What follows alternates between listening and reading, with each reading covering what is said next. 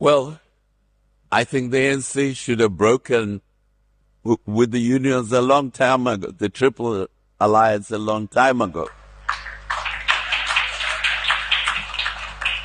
The damage that its relationship, for example, with the South African Democratic Teachers Union, that is doing to the public education system of the children is immeasurable.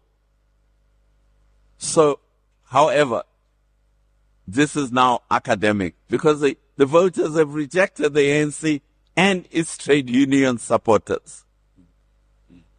So that's a rather academic question now. The point is that they are no longer the government. They are kept in power through the government of national unity, and especially by the Democratic Alliance. So the Democratic Alliance has to make demands on the ANC.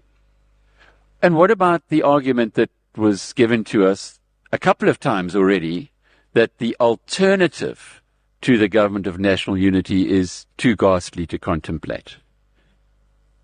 Well, there is no alternative to the government of national unity. In real terms, the ANC and EFF won't work together. That's why the EFF broke away from the ANC.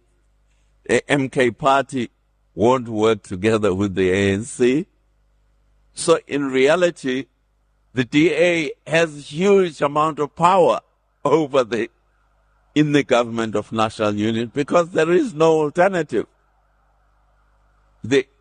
Many people like to imagine that there was an alternative of an ANC, EFF, ANC, MK party. There isn't such a...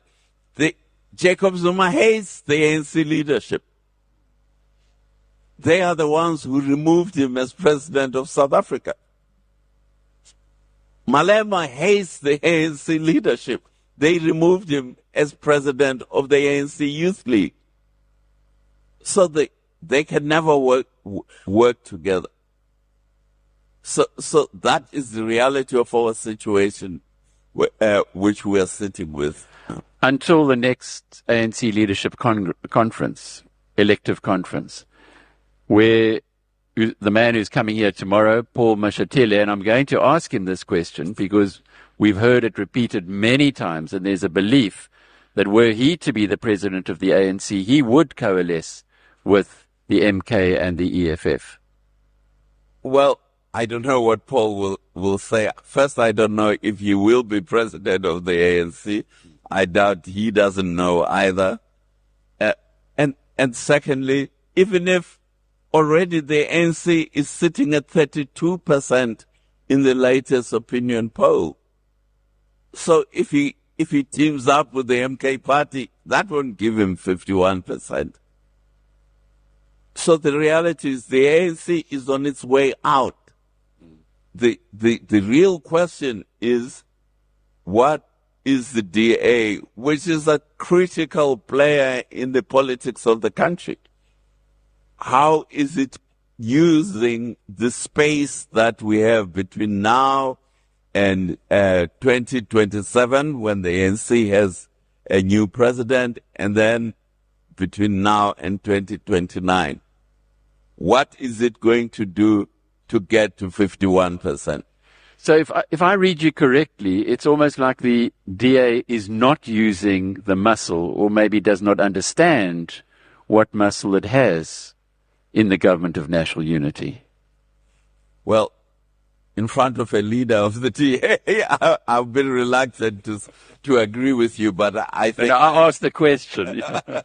I agree with you that the DA has a lot of muscle in the government of national unity. Okay, it used it over the budget the last time on February the 19th. So I think it is learning that it does have a lot of muscle.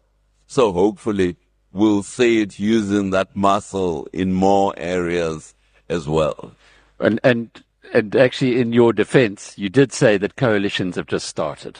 And effectively, we will see a very interesting... It'll be interesting to see what happens in the budget this afternoon, whether or not, well, we need not speculate there.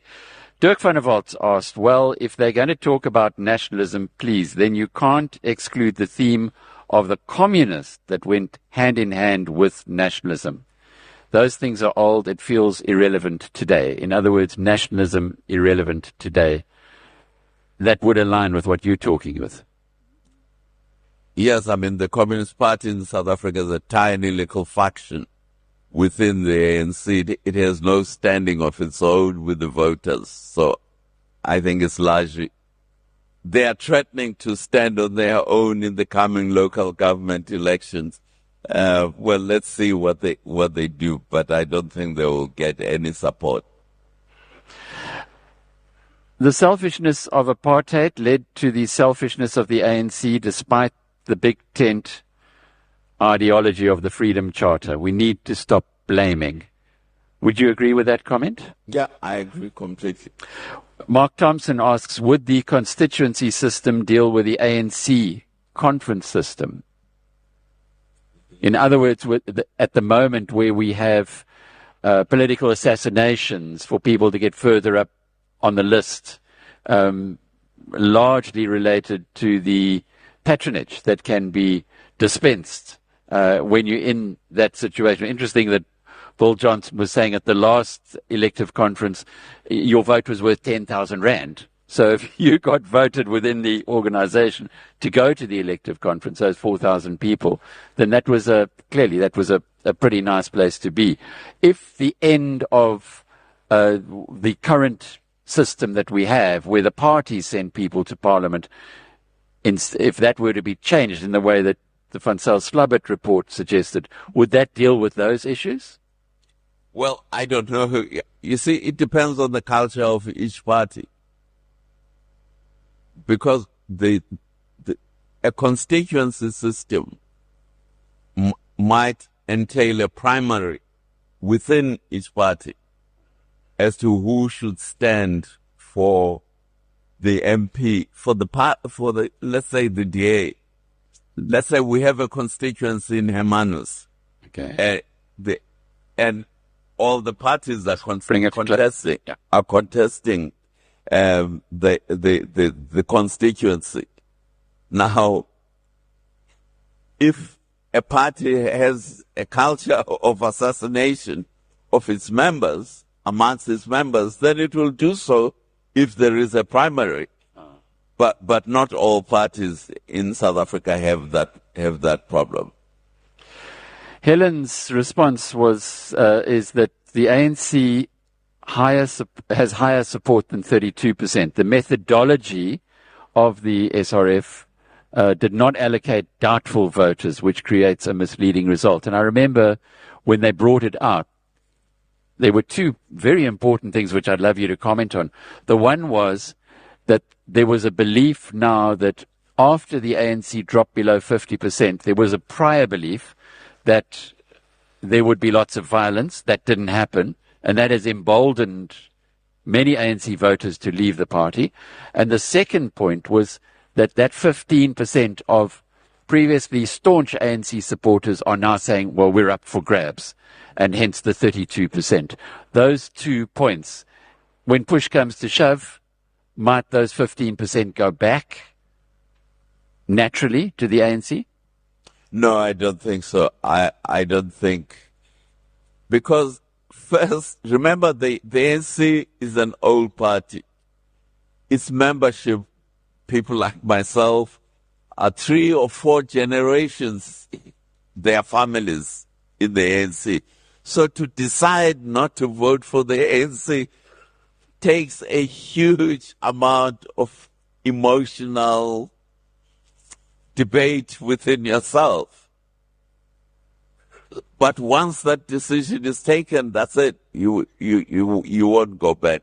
It won't happen again.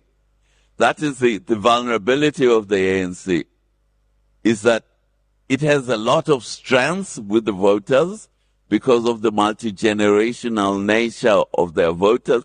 But once that breaks, which has happened now, it can't come back. That's why parties like the ANC, like Kawunda's party, for example, Nkrumah's party,